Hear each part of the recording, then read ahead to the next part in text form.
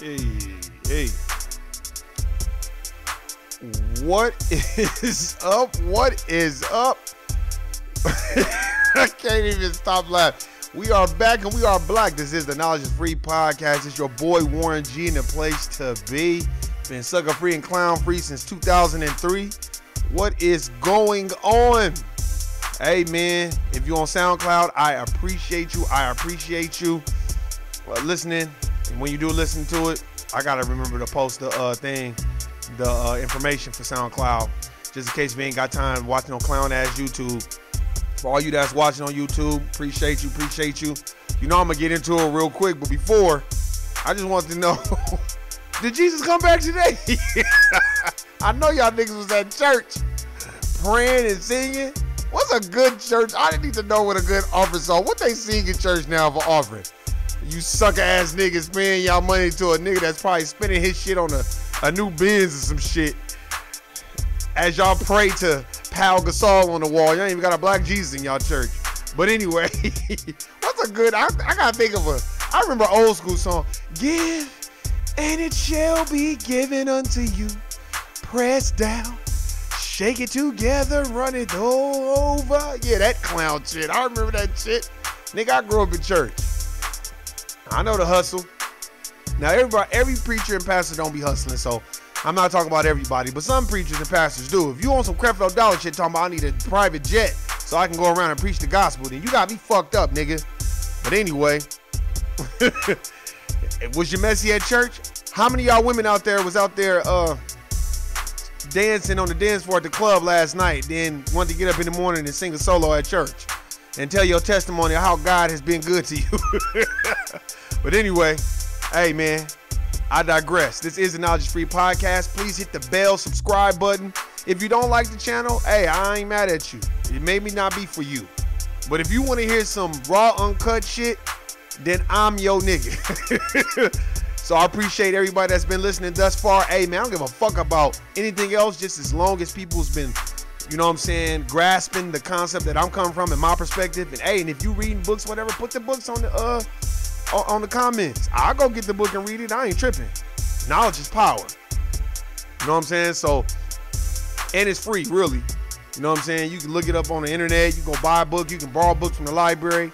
But anyway, I appreciate it again. I appreciate it. Hey, we about to get right into this bitch. I'm trying not to be laughing, but I think it's some funny shit, man. Hey, try not to laugh. Hey, all right, I'm gonna stop laughing. Let me get right into it. Surviving R.Kelly. Man, I watched all of them. Now, I'm laughing.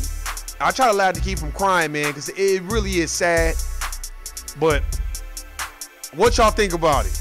Leave your comments. Now, I done watched all of them. Now, let me tell you something. The young girl in the very beginning, she had the straight back braids. It was kind of like, it was bittersweet. It was sad, man, because she was so young. You know what I'm saying? And she was his backup dancer, and you know, they just thought that I guess they felt like they was gonna get something. And you know, I know how my people are. And it was a sad situation. You know, even though she kind of, you know, put some shit out there about Aaliyah. It wasn't nothing bad, but you know, I guess people will look at it like it's bad. The overall context of the way it was framed, I didn't really like. And the reason why I didn't like it, now, the young girl in the very beginning who had the straight backs, who was his backup singer, who was young, okay, they were young and they're impressionable, but where are these children's parents at? That's where I got the issue. Where's your motherfucking parents at? Black people, we gotta do better. That's one. Two, we gotta stop selling our souls to get the bag. And then we be mad at the nigga that you selling, you know, you selling your soul to. You know what I mean? And I'm not making no excuses for R. Kelly because I felt like he has a problem, man. You know, he has a problem. Now, if I was his brothers, I wouldn't have done that documentary. And I'm telling my brothers and sisters, y'all niggas better not do no documentary on me. I'll fuck y'all niggas up. And I won't do one on y'all. Like, as a family, I don't think they should have done that documentary, period. I really don't, because at the end of the day, that is your brother, and he probably did provide a decent lifestyle for you. Whether he's right or wrong, indifferent, like I said, I'm not condoning what R. Kelly did. I'm just looking at a lot of the intricate details. Like, that young sister was young, and what she said about Aaliyah. Now, Barry and Jomo Hankerson, I got a lot of respect for them brothers. Blackground Records, they're responsible for the Timberlands, the Missies, and all that, if you do your research. Long story short about that is, he introduced Aaliyah to R. Kelly at 12.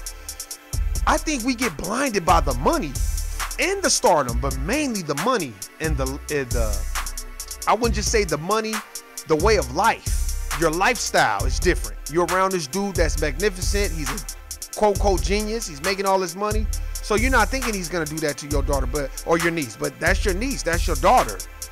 You know what I mean? And what I didn't like about it is that, and this is no diss to Aaliyah, this is no diss to R. Kelly, this is no diss. Don't take it that way. But after they married each other and there was a marriage certificate that she lied, sometimes I feel like, damn, well, was y'all just like, okay, we just gonna separate, we gonna get all new producers, and then we just gonna act like that shit didn't exist?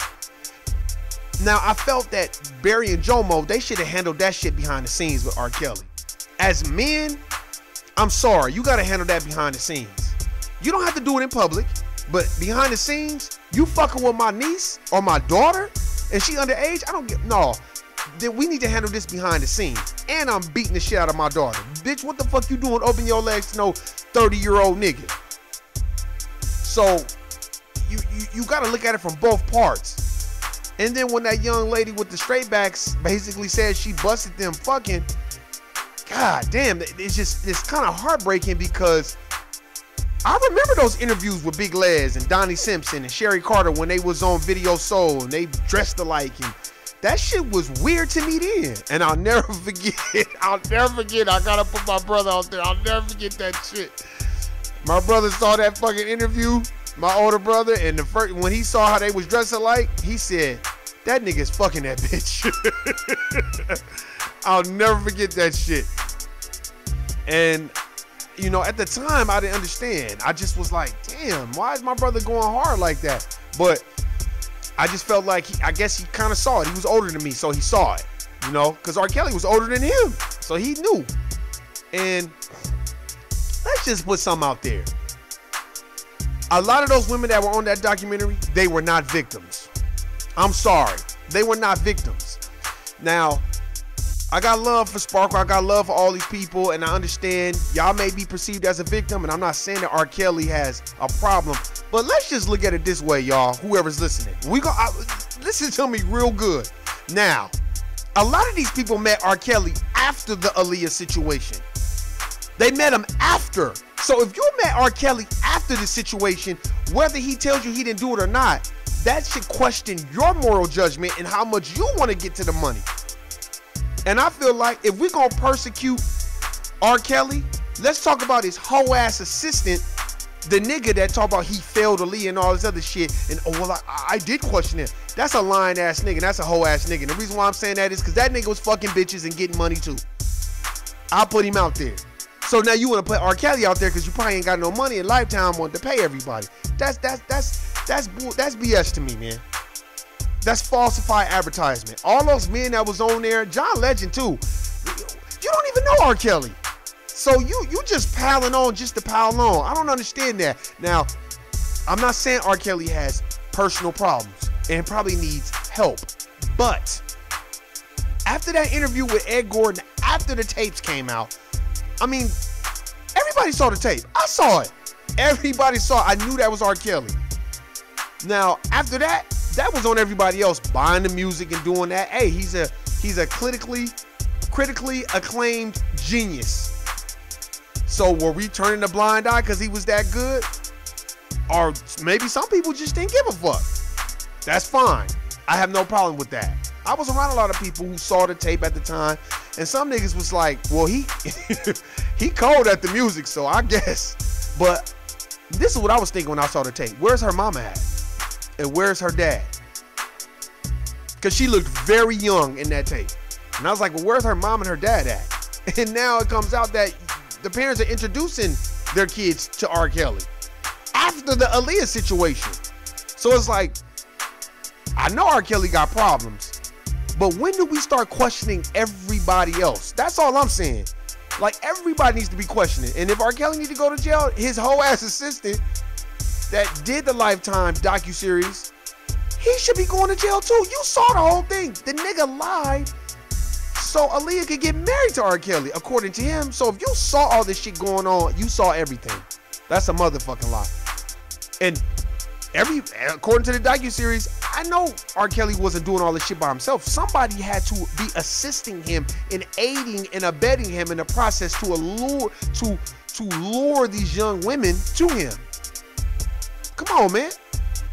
Nobody wanted to say that. You know why? Because everybody wanted money. All these women that came out, they had NDAs that they had to sign and get their little fucking money. Come on, man. It's the pile-on effect. Why don't y'all pile on these white people in the system of white supremacy, since y'all want to pile on niggas so bad? No, because niggas want money. They want the short, they want the short progress. Just give me the money. It's like, damn, then they trying to frame it like, oh, this black man with all this power and this money, and he just psychologically manipulated all these women. Now, some of them were young, and I understand that. Sparkle's niece was young, but Sparkle, you the one who introduced her to him. So you should have been holding yourself more responsible and been around her 24 hours a day, 7 days a week. Especially after that Aaliyah shit. Now, I bet you if R. Kelly had no motherfucking money, you would have never introduced him. Because niggas be wanting shit. See, we will be around motherfuckers as long as they got that money. You'll overlook every goddamn thing. Especially niggas. Especially fucking niggas.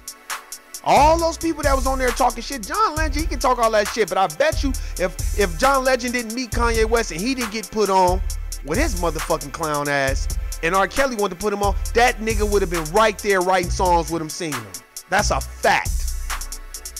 Why don't y'all just Google how many songs R. Kelly wrote for people after the Aaliyah situation? Let's Google. I Believe I Can Fly, he wrote that. He wrote You're Not Alone for Michael Jackson. He wrote all these fucking songs for Bump Bump Bump for B2K. He wrote all these fucking songs for all these fucking people. But now everybody want to pile on. He did a whole album with Jay-Z. Best of both worlds. Yeah, that shit. I wonder how that felt for Dame Dash, man. Being with Aaliyah and Jay doing a fucking whole CD with R. Kelly. I bet you that wasn't a good conversation to have. But I digress on that. Let's just go with the facts. I watched the whole thing, especially the end. You know, these girls were 20, 21, 22. What do y'all think they're gonna do? A lot of this is upbringing too. I'm no diss, but this shit is upbringing, especially women. If there's a dad and a mom in the home and y'all teaching y'all kids the right way, you don't have to worry about it. You know why you're not gonna have to worry about it? It's because that young lady that you're grooming to be in the world, she's not gonna put up with no bullshit from no motherfucking R. Kelly. These bitches was talking about, oh, I haven't ate in 2 days and all this other shit. Man, get the fuck out of here. Oh, and then they got the psychologists and psychiatrists on there. Well, you know, it's the Stockholm syndrome and, you know, they bond with their cat. Man, get the fuck out of here. No, these are dumb bitches, in my opinion, a lot of times, that want to get paid and they'll do anything to get that money. That's a fact. These are poverty-stricken women whose parents didn't bring them up probably the right way or didn't instill in them principles and mindset. Because let me tell you something, I bet you Warren couldn't do that. I bet you I couldn't have a whole bunch of bitches in different fucking rooms in my crib and not feeding them. Them bitches would have been called the police on me. I'll be like this. Call my lawyer. YouTube family, call a lawyer for me type shit. Come on, man. I feel like it's so easy to place all the blame on R. Kelly. And then all these women activists. Oh, and they just look like men haters to me a lot of the time. I'm like, God damn, these bitches don't like men. And then that one woman that looked like KRS-One and Leatherface had a baby. I know y'all niggas know what I'm talking about. That was an ugly face bitch. That bitch looked awful. Oh my God, she looked like She had alligator skin with Karis One's nose. That bitch was god awful. I just feel like, then you had the one DJ that was already like 29 or 30. Oh, he was just horrible. Bitch, by then you 30. A lot of these women met him 2015, 2016. This was after the tape. One woman lied and said, oh, well, somebody brought the tape up to me and I just felt offended. So I just went home and watched it for myself, but I didn't tell him. Come on, man. You already saw that tape. You just felt like you can get some money. Then you had the Latino chick on there who her friend told her, you need to do your makeup, girl. This is your big break. Bitch, your big break, you know you wasn't talented. Come on, man. A lot of these women, he just had them put up in apartments so he can fuck them.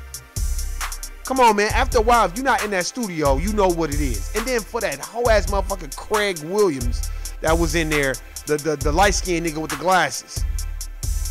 Oh, well, I was always questioning, you know, why are you going up to high school and all that? Well, why you ain't say nothing? See, that's what I'm saying. His assistant. Oh, you know, at first, they were, him and Aaliyah were great friends, you know, and then all of a sudden I started seeing things, and then he told you Aaliyah might be pregnant, and you didn't think they'd be like, nigga, I can't fuck with you no more, man. You doing too much. Or, look, man, you need to stop fucking with her. Go get it's women that are 18 and 19, go get them. That girl's too young, man. You're gonna bring too much heat, but everybody was getting money. That's the shit that I trip off of. Everybody was getting money. Just like R. Kelly's ex-wife. No diss, but she was on a reality TV show, Hollywood Access, 5, 6, 7 years ago. Man, come on, man. Come on, man. Why don't you change your last name? Matter of fact, why did you even choose to be in the limelight if somebody recruited you to do that? You could have been like, nah, I'm not doing that shit. I don't even want to be in the limelight. Nah, you probably, I'm not saying you were complicit in all the statutory situations that was going on in R. Kelly's household, but come on, man. Come on, man. That's why I looked at Sparkle like, damn, Sparkle, I got love for you, but goddamn, after you introduced her to him, because you want to get her career popping, you should have pulled her to the side and pulled the family to the side and said, look, he hasn't exhibited any of this shit to me, but we watching her like a hawk because he's not going to do that to her. But when you getting paid, he's making sure he putting money in your pocket, you're not paying attention. And then you had to pay attention when they showed you a video of him shoving his dick in your niece's mouth and she only 14. What kind of shit is that? Where are all these parents at? And then the last one is where he had them all cooped up in hotels, and they made it a series like, oh, the cameras are following, you know, I gotta get her out of here. Like, come on, man. Y'all, they was putting extras on it. I am not taking away that R. Kelly has a problem, because he does have a problem. He has a problem, but I just want y'all to know that what he's doing is legal in other countries. Let's just get that straight. And Elvis did it. Jerry Lee Lewis did it. Jerry Lee Lewis married his own cousin, and she was underage. That I wasn't even privy to. I'm like, God damn, all these motherfuckers was doing this shit. A lot of men was doing that. And overseas in other countries, you can marry a woman at 14, 15. They become your wife. I'm not condoning. I'm just saying that's what happens. I just feel like a lot of these people are demonizing R. Kelly because they ain't getting no money. A lot of these women that are old, bitch, if you met him in your 30s, you talking about, oh, he did all these things to me, bitch, you wanted some money. Sorry. Which brings me to my point. A lot of these women, I hate to say it, but I'm going to go ahead and put it out there. A lot of these women, this is what they do with their pussy, y'all. They just get a whole bunch of men around and they be like, okay, y'all, the auction is starting. Can I get 45, 45, 50? Yep. Let me get 55, 55, 55, 55. Yep. Let me get 65, 65, 65, 70. Yep. For that pussy. Sold for $75 for this pussy. Next one up. Let me get 35, 35. Yep. Let me get 45, 45, 50, 50 for that pound. Let me get 45, 45, 50 for that pussy. Yep. That type of shit. That's what bitches be doing. They be auctioning off their pussy to the highest bidder. And then they be mad when the shit don't go their way, talking all this shit about what a nigga did to them. That's the shit that I don't like. Because a lot of those women on there, now the sister in the beginning, she was young. So that happened when she was young. That's different. The Aaliyah situation, she was young. Sparkle's niece, young. So that's not on them. But all the other women that were 19, 20, 30 when they met him, come on, man. You very cognizant of what the fuck is going on. One girl that was with him when he came outside, did a press conference, she had her lace wig was her lace front was too tight. You know what I'm saying? Then you could tell a lot of them, they were just piling on and making it more worse than what it was.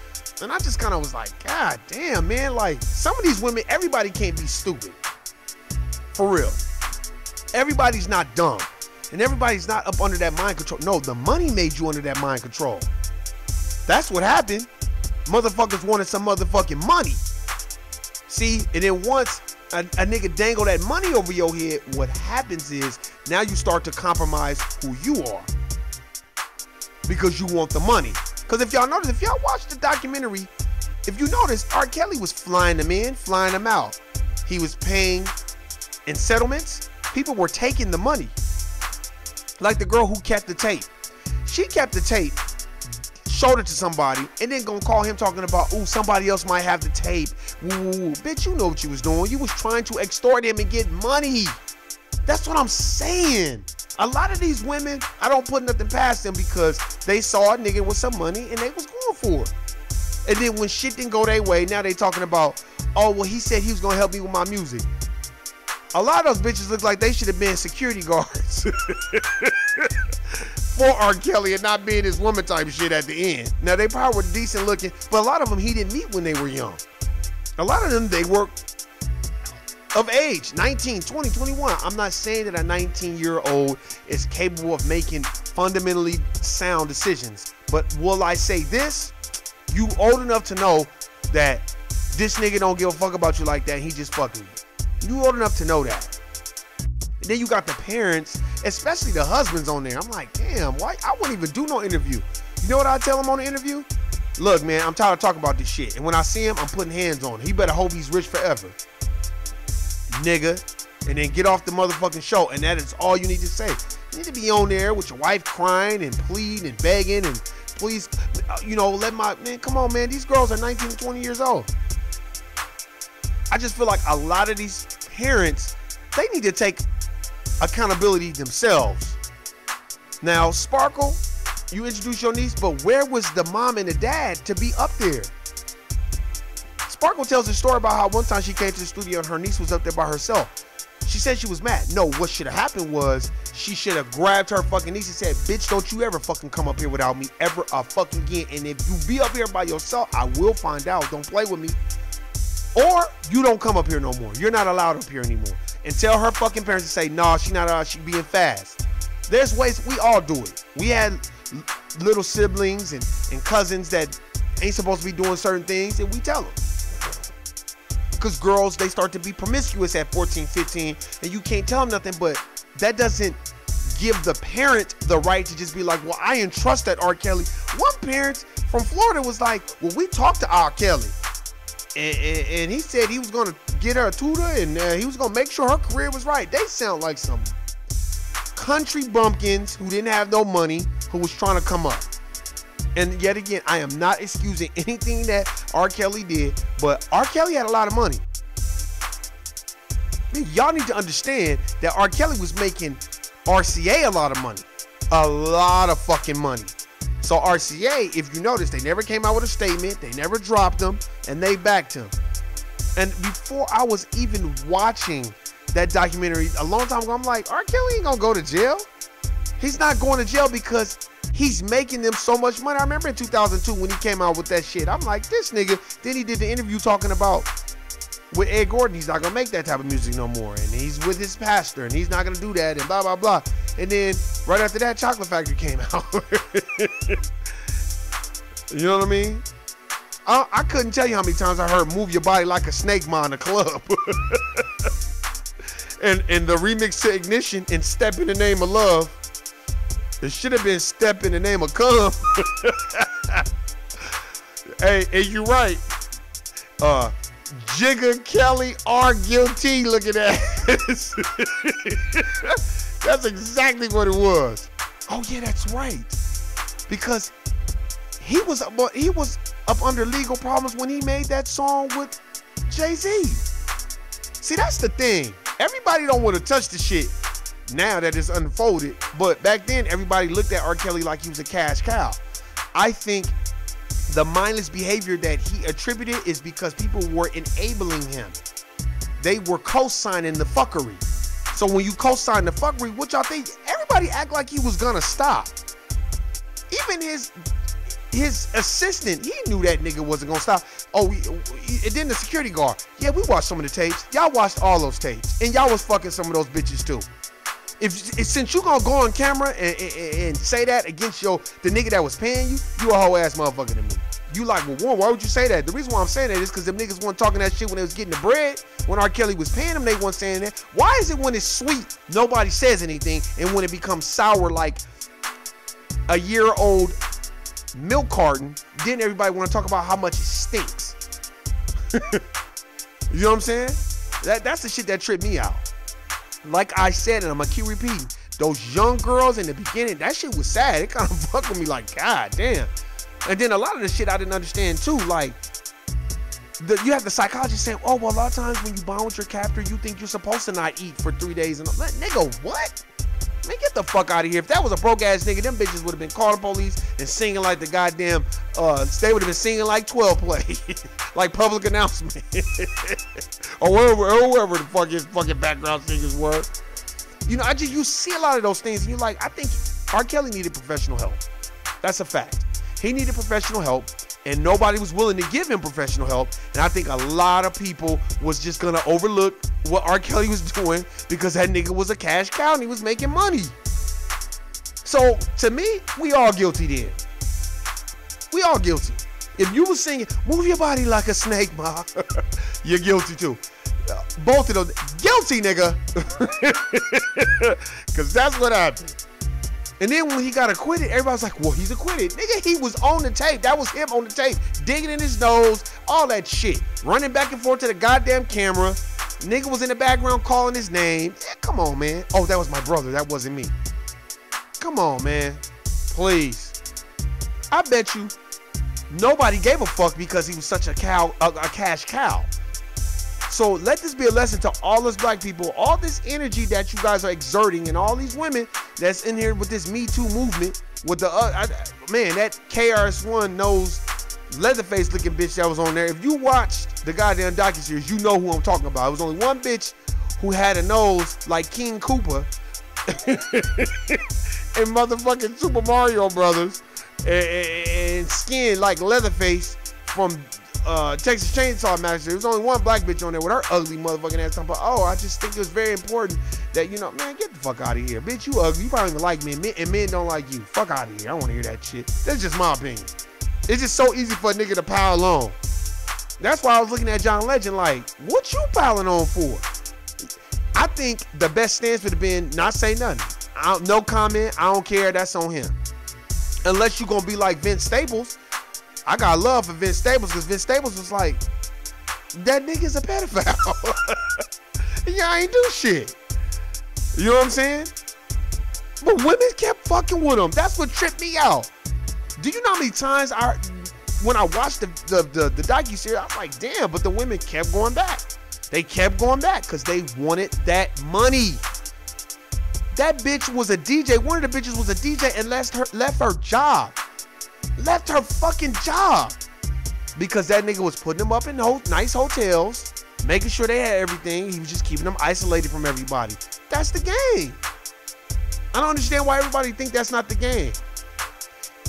Let me say something to all you ladies out there right now. You might be with a nigga that's got a couple of bitches isolated and putting them up in apartments and shit. Y'all don't fucking know.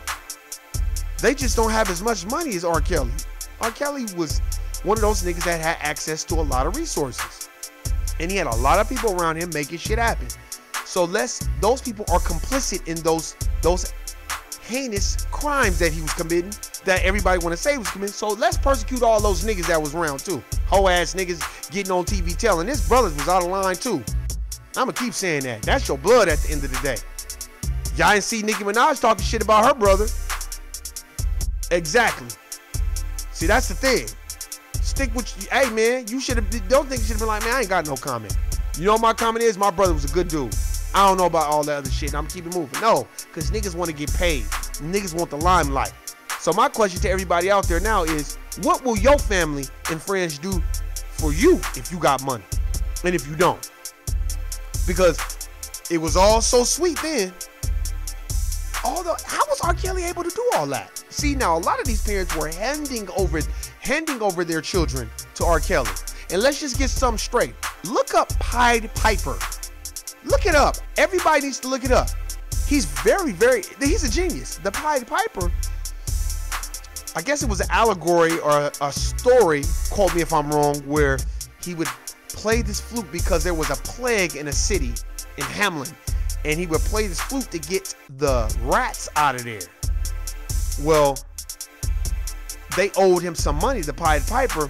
So what he did was he used his flute or whatever that had magical powers to get the children to follow him, because the children would be in a trance behind the musical genius that the Pied Piper was, and they would follow him wherever he went. And he would take the children away by them following behind them, and they would never see their children again.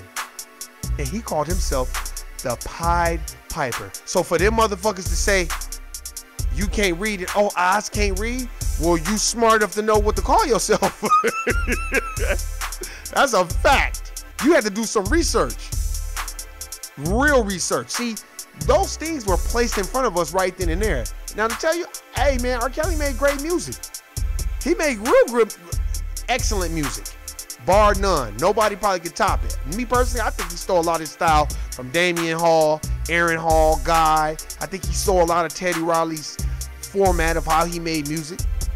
That's just my personal opinion. Some people call him a genius, some people don't. Now, did I, go out and buy CDs like that? I never really bought CDs because in LA, they played his music a lot anyway. They played goddamn every song on the radio in LA. But everybody around him, I would say that they're complicit if they are enabling him, especially if you see little girls around. If you see little girls around, you ain't saying nothing just on GP as a man, like, look, my nigga, that girl kind of too young and you way too much in the limelight. Go fuck with her sister or something. But a lot of these niggas was fucking and they was taking his leftovers. Bitches that he couldn't fuck with, they would take them. I'm R. Kelly's assistant. Drop them drawers and give me that pussy, bitch. That type of shit. I know that's what was going on because I know how we are. Especially if we next to the nigga that's the star. We're going to use that till the cows come home until we can't use it no more. But I'm going to keep saying this. Where were the fucking parents at the whole time? Even after Barry and Jomo introduced Aaliyah to him and he's giving you this gift of gab, you still supposed to pull your niece and your daughter to the side and say, now look, y'all getting a little bit too close. We don't want no shit. And then they were supposed to pull that nigga to the side and say, look, man, that is my niece, that's my daughter. If you do anything to her, I will kill you. And I'm not playing. But no. Well, we entrusted him. Yeah, because he's a cash cow. See, that's why niggas, look, let's not just focus on R. Kelly. Let's focus at all the fuckery. And then his wife coming out with all these stories, you crying, and you going on this press tour, and it's like, come on, man. Y'all don't think it's a little bit of a convenience now that everybody going on this press tour and then Lifetime comes up with this? Lifetime, first of all, I know what Lifetime trying to do. Lifetime trying to get viewership. And they knew that would. So that's why they did it. So that was smart of Lifetime. But every man that was in that, whether you're a husband or not, you shouldn't have done that. Handle that shit behind the scenes. If you're going to go on record, be like, if I see the whole ass nigga, I'm going to kill him. So tell him that. That's what you're supposed to say. Not, oh, well, he's this and he's that. No, man, you a man. Matter of fact, if you man, you wouldn't even allow your wife to be on there. No, we just going to have to deal with this shit. Unless you want money and attention. And if your daughter's 19 and 20 years old and she don't come home because this nigga got her locked up or whatever the fuck it is, then that's a mentoring issue. Because a lot of these parents, like I said, were giving their children to the Pied Piper. Go read the story of the Pied Piper. It will blow your fucking mind. Google is everybody's friend. Google the Pied Piper. Google it. That's what this man named himself after. Didn't he change from the Pied Piper to your boy Kels? He had to change that real quick. Very, very illusory. Google it. I've heard this story before, not in detail, but I've heard the story about, man, he's the Pied Piper. Because I remember one time I heard him say it. This was a long time ago. You know what? You know when I heard him say it? When he did that song Clubbing for Marcus Houston and Joe Budden. MH and Pied Piper. That shit. I was like, why he always call himself Pied Piper? Why he always call himself that? And I will never forget, it was an older nigga that that used to come in there and live rates at one of the rec centers I worked at. And he kind of was like, that nigga be fucking young bitches. And that Pied Piper store is a nigga killing young kids or some shit like that. He didn't really know the whole story, but that's what he said. I'll never forget that shit. And I thought he was lying. I thought he was bullshit. But I was like, damn, why do he say that? And then when you look at the Aaliyah shit, because everybody around was like, he fucking her.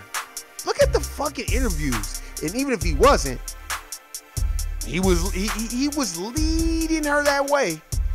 And I just look at Aaliyah's parents too, like, well, what the fuck was y'all on? You know what I'm saying? Like, come on, man. And I'm not talking about the sexual shit, because that's hearsay.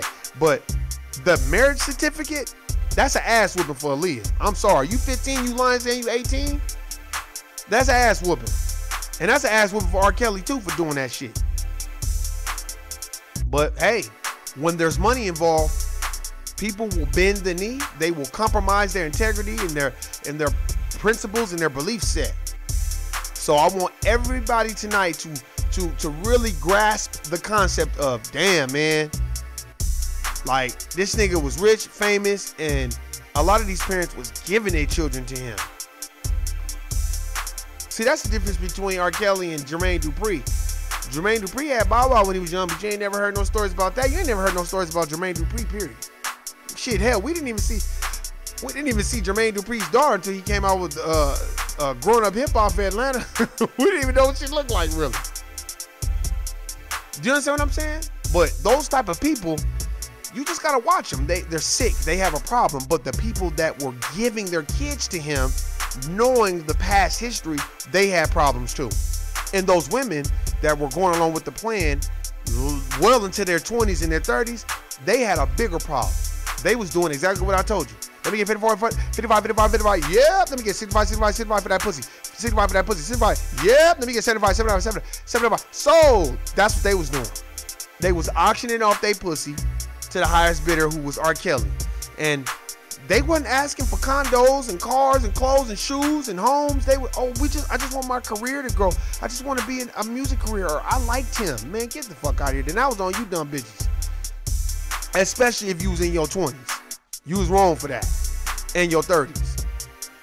Hey, man, stop piling on. Us men, we got to be like, oh, that nigga did that. All those niggas around that was watching those tapes, they was fucking those bitches too. While they up there throwing him under the bus. I'm not condoning nothing R. Kelly did, but goddamn, as a man, it comes a time where you like, nigga, I'm not going on TV. I'm not saying none of that shit. You're not interviewing me. But them niggas needed money. That's what it is. They needed money. And so to have money, they'll do the interview and they'll sell them out and they'll say whatever and do whatever to get that bag. And a lot of those women that's coming out now and having all these stories to tell, you know, you got to look at it. You got to look at the glass half full. Like, okay, there's probably truth to a lot of shit they saying, but then you got to look at, well, why you saying this shit now? You understand what I'm saying? Why you saying it now? Now, some of them really did look traumatized. Like the girl with the straight back braids in the very beginning, that was his backup singer. She looked like she was traumatized. I ain't gonna lie. I don't know what the fuck that nigga did to her, but she looked fucked up. Like, not physically wise, just, man, you could tell, like, she looked fucked up. Sparkle looked like she was traumatized too. But a lot of those women, they just look like, damn, I got the raw end of the stick. I was trying to auction this pussy off and this nigga didn't do what I thought he was gonna do. That's what it looked like to me. Let this be a lesson, ladies and gentlemen. Gentlemen, if you see some fuckery shit going on, but you getting paid, I'm not saying don't take the money. Do what you gotta do. But I'm not saying once that nigga gets caught that you around, don't go on there doing no fucking press conference about it. Cause you guilty too. And all you women that were complicit in it, that was up under R. Kelly, you are the worst. Because this Me Too movement and we women and all this, that shit reminds me of Donald Trump. How white women gonna be like Me Too, Harvey Weinstein, and then the same white women who talk about Me Too too, those are the same bitches that voted for Donald Trump and he said he grabbed bitches by the pussy. So man, I don't wanna hear that shit. So that woman that didn't want to show her face on the documentary and was crying and shit, and she saw a lot of the fuckery shit going on, you ain't shit. You ain't shit. All those niggas that was on there talking shit about R. Kelly, they ain't shit either to me. Cause it's like, I'm not condoning, but it's like you was around because you was getting money. And now that you're not getting money, now you want to talk shit about the nigga. That's a whole ass nigga to me. Just stay the fuck away from me. Fuck that. That's why I don't like being around people, so I can gain something. If you around people, be around them because you really fuck with them. At least Jill Scott, when they approached her about Bill Cosby, even if he was guilty, Jill Scott was like, I'm not saying that about Mr. Cosby. He's done a lot for Philadelphia, and I'm not saying nothing. Just like there was a lot of people that came to his defense. Those are real motherfuckers to me, whether he did it or not, because they gonna ride or die, and they're not going on TV just to get something. But all these motherfuckers that did that documentary, I watched that shit. I'm telling you, the first part of it was kind of like, it was fucked up. It was getting hard to watch because the girl was like, you could tell she was stressed out. But everybody else, I started laughing. Like how he made the one bitch cut her hair off and turn her into a boy, wanted to be her boy toy. I was like, oh man, please, that bitch is grown. So you did all that shit. You did that shit because you wanted money. And how the mom's jumping out the van and going to the hotel and where's my daughter? And all this other shit. Come on, man. Come on, man. These girls ain't nothing but prostitutes. I'm talking about the ones that were very aware of what was going on after 18, 19 years old. I'm not talking about the little young kids that were 14, 15, 16. They don't know. But the ones that are 19, 20, 21, 33, 34, nah, bitch, you full of shit. You just auctioning off your pussy. But anyway, hey, man, I hope y'all learned something for this. This is the Knowledge is Free podcast. I'm your boy, Warren G. Hit the bell. Hit the subscribe button. Hey, man, let me know what y'all think. I appreciate everybody. Hey, man, it's Warren G, the place to be. I'm out. Peace.